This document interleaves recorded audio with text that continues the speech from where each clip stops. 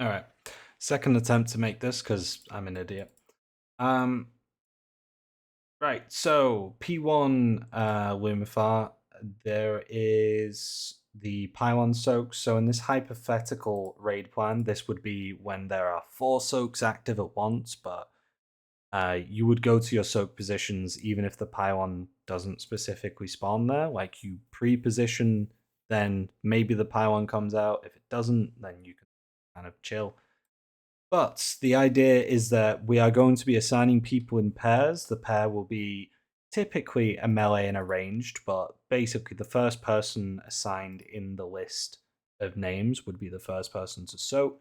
So let's say the soak order was Scranner and Ale, then I would soak first, pretend I'm this melee circle here.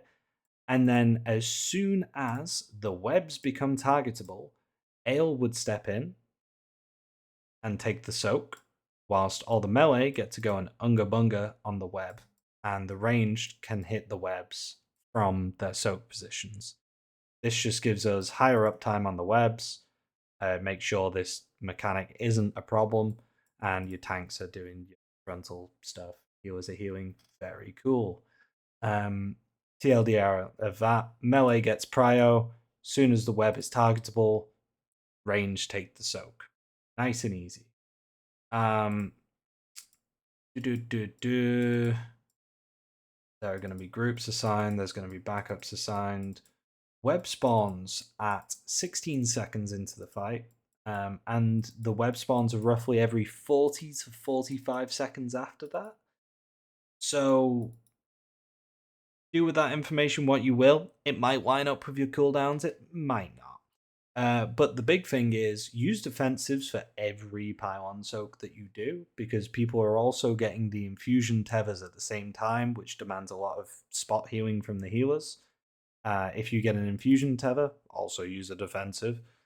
Um, Both the pylon and the infusion tether are ramping damage, so maybe let it tick once or twice, maybe even 3 times, but after that, use your defensive. If you have an immunity, such as a paladin, a DK, or whatever, use your immunity to soak your pylon or do your tether.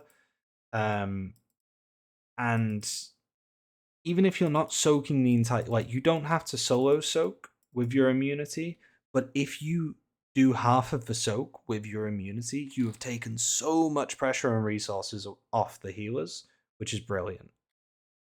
So just help the healers a little bit. Press the defensive.